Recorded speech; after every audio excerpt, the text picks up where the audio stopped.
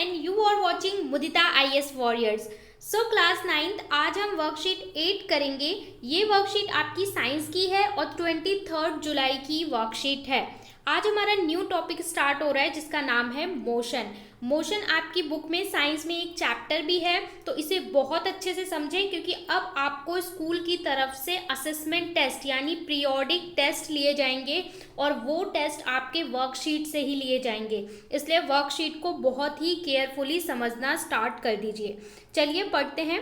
Reema and Seema were going to their village by train. Rima asked a puzzle that both of them were moving as well as not moving. Seema said. तो यहाँ पे ये पूछ रही है कि हम दोनों बोथ मूव कर रहे हैं या नहीं। We are moving away from the railway station but not moving with respect to each other. आप इस चीज को थोड़ा सा इमेजिन करके देख सकते हैं कि एक ट्रेन है, ठीक है, ये आपकी एक ट्रेन है, यहाँ पे दो पर्सन बैठे हैं ए और बी।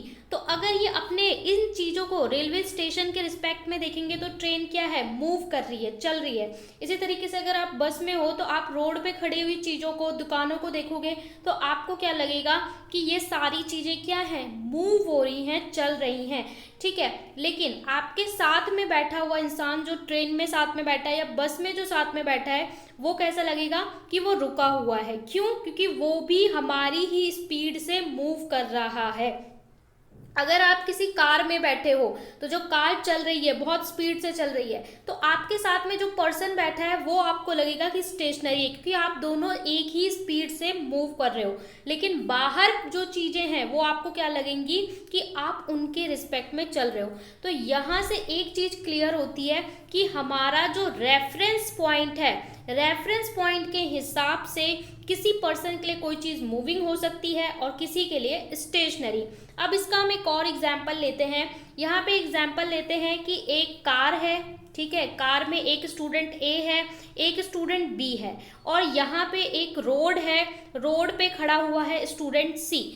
अब ए स्टूडेंट जब अब देखेगा बी को तो ए के रेफरेंस में बी क्या है, रुका हुआ है क्योंकि कार चल रही है, लेकिन ये दोनों एक ही स्पीड से चल रहे हैं तो उसे अपना बगल वाला जो पड़ोसी है वो क्या लगेगा कि वो रुका हुआ है उसके रेफरेंस में। क्यों? क्योंकि दोनों एक ही स्पीड से चल रहे हैं। लेकिन जब ये बाहर देखेंगे सी स्टूडेंट को जो रोड पे खड़ा है तो इन्हें लगेगा कि ये रुका हुआ है और ये लोग चल रहे हैं। तो रेफरेंस पॉइंट बदलने से लोगों को ये लग सकता है कि एक चीज़ मूविंग है, एक चीज़ स्टेशनरी है। अब मोशन की डेफिनेशन है, if an object train changes position with respect to stationary reference point railway station then it is said to be motion. कोई भी ऑब्जेक्ट अगर अपना पोजीशन चेंज करता है टाइम के अकॉर्डिंग, रेफरेंस पॉइंट के अकॉर्डिंग, तो वो क्या है, मोशन में।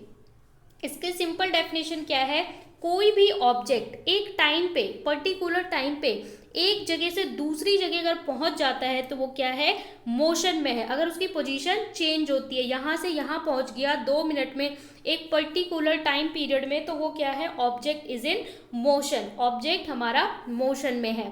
अब यहाँ मोशन के टाइप दिए हैं कि बेसिकली मोशन कितनी तरह के होते हैं, types of motion. So first होता है रेक्टिलिनियर मोशन। रेक्टिलिनियर मोशन का मतलब होता है अगर कोई भी ऑब्जेक्ट स्ट्रेट लाइन में मूव कर रहा हो, स्ट्रेट लाइन, जैसे रोड पे कोई कार स्ट्रेट लाइन में जा रही है, कोई इंसान रोड पे स्ट्रेट लाइन में जा रहा है, सीधे रोड पे चल रहा है, तो कैसा मोशन होगा, rectilinear motion. Second type of motion is circular motion. Circular motion क्या होता है, जब इस तरीके से मोशन होगा तो सर्कुलर मोशन, जैसे कि यहाँ पे झूले में नजर आ रहा है। इसके अलावा जो सन होता है, सन के चारों ओर जो हमारे प्लैनेट्स होते हैं वो रिवॉल्व करते हैं, वो भी कैसा मोशन होता है, सर्कुलर मोशन होता है। इसके बाद थर्ड टाइप होता है पीरियोडिक मोशन। पीरियोडिक मोशन में कैसा होता है, जहाँ पे टू एंड फ्रो, जैसे कि यहाँ पे एक धागे में पत्थर बांध देते हैं, स्टोन बांध देते हैं और उसको रोटेट करते हैं तो वो इस तरीके के मूव करता है, इसको हम टू एंड फ्रो मोशन बोलते हैं। यानी अपनी पोजीशन से यहाँ जाएगा, फिर वापस जाएगा, फिर मेन पोजीशन पे आ जाएगा, टू एंड फ्रो या ऑसिलेशन मोशन बोलते हैं। तो 3 टाइप ऑफ मोशन यहाँ पे दिया हुआ है, motion in a straight line और रेक्टिलिनियर मोशन, स्ट्रेट लाइन जो होता है उसे रेक्टिलिनियर मोशन बोलते हैं। Example, vehicle on straight road, किसी भी रोड पे गाड़ी अगर सीधे सीधे जा रही है तो उसे कैसे बोलेंगे, रेक्टिलिनियर मोशन बोलेंगे। सेकेंड है सर्कुलर, जब सर्कुलर पाथ में ट्रेवल करेगा। एग्जाम्पल है व्हील, जैसे पहिया हो गया गाड़ी का। And to and fro motion, oscillation motion, जैसे कि क्लॉक या पेंडुलम। इसके बाद हमें बोला है periodic motion, when an object repeats it's motion continuously on a definite path after a some time definite time interval, such motion is called periodic motion. periodic motion एक ऐसा मोशन होता है जहाँ पे एक टाइम पीरियड के बाद motion, same तरह का मोशन रिपीट होता है, बोथ सर्कुलर एंड ऑसिलेशन। देखिए जैसे सर्कुलर मोशन है तो यहाँ से घड़ी ने चलना स्टार्ट किया, इस तरीके से आके यहाँ पहुँच के फिर वापस करेगी, तो इसको हम क्या बोलते हैं, पीरियोडिक बोलते हैं। क्यों, जहाँ से उसने स्टार्ट किया था एक बार दोबारा वही स्टेप को, वही पाथ को फॉलो करेगा, तो इसको हम क्या बोलते हैं, पीरियोडिक। इसी तरीके से जो टू एंड फ्रो मोशन होता है वो भी एक बार हो गया फिर दोबारा वापस आएगा, तो इस टाइप के मोशन को हम पीरियोडिक मोशन भी बोलते हैं। अगला क्वेश्चन है डिस्टेंस। डिस्टेंस क्या होता है, दूरी क्या होती है। It is the actual length moved by an object between two reference point, initial and final. किसी भी दो point, for example point A point B, दो पॉइंट के बीच में जितना भी टोटल लेंथ होती है, टोटल लेंथ जितनी भी ट्रेवल होती है उसको हम डिस्टेंस बोलते हैं। फॉर एग्जाम्पल एक बच्चा है, एक स्टूडेंट है, ठीक है, वो ए है, वो यहाँ खड़ा है, दूसरा स्टूडेंट है वो बी है, वो इस पॉइंट पे खड़ा है। ए जो है चल के यहाँ से यहाँ तक जाता है, तो इसको हम क्या बोलेंगे कि इसका डिस्टेंस कितना है, 12 किलोमीटर। ओके, अगर ये यहाँ से यहाँ तक गया फिर वापस आ गया, पहले गया फिर वापस आ गया, तो अब डिस्टेंस कितना हो जाएगा, 20, क्योंकि 10 चल के गया, 10 वापस आया, तो ऐसे केस में डिस्टेंस क्या हो जाएगा, 20 किलोमीटर हो जाएगा। अब यहाँ पे आपको क्वेश्चन दिया है, फर्स्ट क्वेश्चन है चेक योर सेल्फ में, नेम 3 टाइप ऑफ मोशन। 3 तरह के मोशन होते कौन से हैं और उनके एग्जाम्पल देने हैं। गिव 2 एग्जाम्पल ऑफ ईच, सबके कम से कम आपको 2-2 एग्जाम्पल देने हैं 3 टाइप ऑफ मोशन के। सेकेंड बोला है in which condition distance travel by an object be 0, ऐसी कौन सी कंडीशन है जब डिस्टेंस 0 हो जाएगा। थर्ड क्वेश्चन आपको एक न्यूमेरिकल दिया है कि you have 2 kilometre away from your home, आपका जो स्कूल है, ठीक है, ये आपका स्कूल है, ये आपका होम है, दोनों के बीच में 2 किलोमीटर का डिस्टेंस है और आप रोज स्कूल जाते हो, if you go regularly every day, 5 दिन में कितना डिस्टेंस, 5 डेज में आप कितना डिस्टेंस ट्रेवल करोगे। फोर्थ क्वेश्चन है अर्थ इज कंटिन्यूअसली मूविंग, जो अर्थ है वो कंटिन्यूअस मूव कर रही है और रोटेट कर रही है, so does it mean that tree on moving along moving, earth के साथ साथ क्या ट्रीज भी मूव कर रहे हैं, वाई और वाई नॉट। सो सभी क्वेश्चंस का आंसर हम सॉल्व करेंगे, चलिए सॉल्व करते हैं। फर्स्ट क्वेश्चन में बोला था name the 3 type of motion, 3 तरह के मोशन कौन से हैं और सबके 2 एग्जाम्पल्स देने हैं।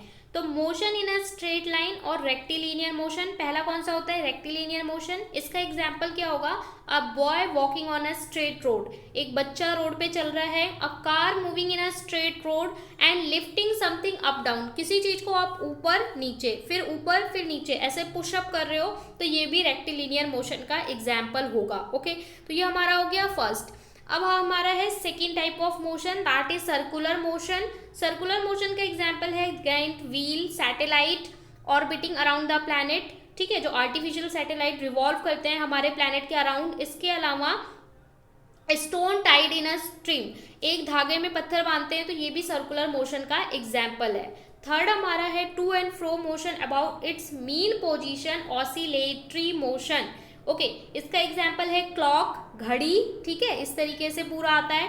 इसके बाद plucking of guitar string, guitar की जो स्ट्रिंग होती है वो टू एंड फ्रो मोशन है। स्विंगिंग अ पेंडुलम, पेंडुलम को जब हम रोटेट करते हैं तो वो भी सेम कंडीशन। तो यहाँ पे ये तीनों हमारे मोशन और उसके एग्जाम्पल।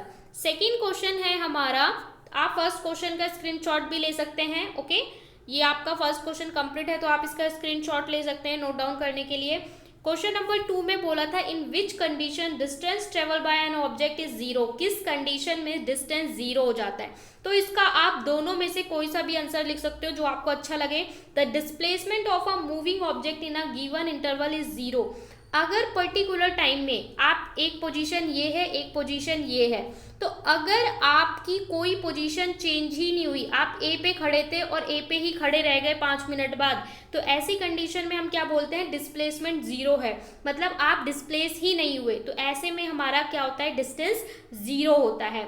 और व्हेन ऑब्जेक्ट इज रेस्ट, और हम कह सकते हैं जब ऑब्जेक्ट रेस्ट पे हो, मतलब कोई कार है वो पार्किंग में खड़ी हुई है, तो हम क्या बोलेंगे, उसका डिस्टेंस कितना ट्रेवल किया, जीरो किया, क्योंकि वो किस पे है, रेस्ट पे है। तो यहाँ पे दो आंसर दिए, दोनों में से आप कुछ। थर्ड क्वेश्चन में बोला था your school in 2 kilometre away from your home.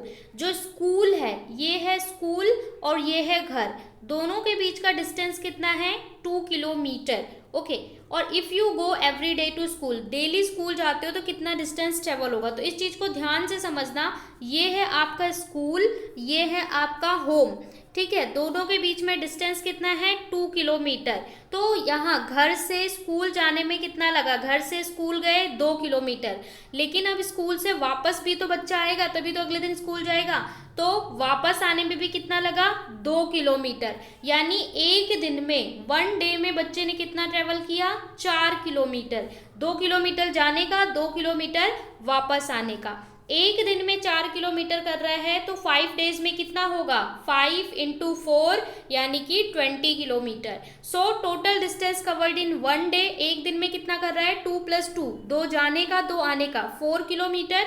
और distance covered in 5 days, 5 × 4 20 kilometre, यानी टोटल डिस्टेंस कितना कवर कर रहा है, 20 किलोमीटर।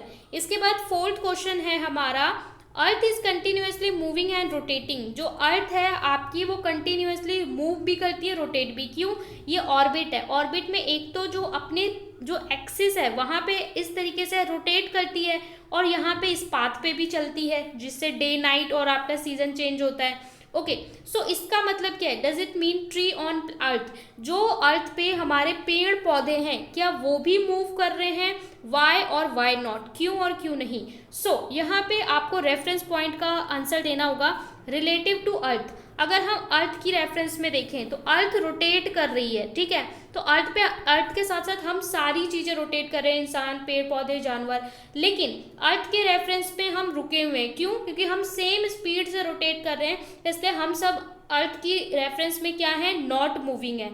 लेकिन सन या किसी अदर प्लैनेट के रेफरेंस में ये क्या होगा, मूविंग होगा। Tree are fixed not moving, okay, relative to earth, अगर अर्थ से हम रिलेशन देखेंगे। रिलेटिव टू सन, सन या किसी प्लैनेट से अगर हम अर्थ पे देखें, अर्थ के पेड़ पौधों को देखें, तो tree, all object on earth are moving because frame of reference is different. अगर हम दूसरे फ्रेम ऑफ रेफरेंस से देखेंगे, ये अर्थ है हमारी, ठीक है, कोई अदर प्लैनेट देखेगा तो इसके सारे पेड़ पौधे, इंसान, सब कोई मूव कर रहा है, लेकिन जो अर्थ है, अर्थ खुद मूव कर रही है, इसलिए अर्थ का सारा सामान, सारे ऑब्जेक्ट उसी स्पीड से मूव कर रहे हैं जिस स्पीड से अर्थ मूव कर रही है, इसलिए अर्थ की रेफरेंस में ये सारी चीज़ें, अर्थ के पेड़ पौधे, इंसान, सब क्या हैं, स्टेशनरी हैं, रुके हुए हैं। ओके, तो ये होगा हमारा आंसर। सो यहाँ पे वर्कशीट कंप्लीट होती है। और अगर आपको इस चैप्टर का डिटेल चाहिए, कंप्लीट चैप्टर, तो यहाँ पे आपको पूरा चैप्टर पढ़ाया गया है। मोशन क्लास 9 का आपका फिजिक्स का चैप्टर पार्ट 1, पार्ट 2, यहाँ पे आपको इस मैटर अराउंड अस प्योर पूरा चैप्टर साइंस का पढ़ाया गया है। वीडियो का लिंक, इन वीडियो का लिंक आपको डिस्क्रिप्शन में मिल जाएगा, यहाँ से आप पूरे चैप्टर को समझ सकते हैं अच्छे से अपने एग्जाम के लिए। यहाँ पे वर्कशीट कंप्लीट होती है। चैनल को सब्सक्राइब करके बेल आइकन ज़रूर प्रेस करें और चैनल से जुड़े रहें।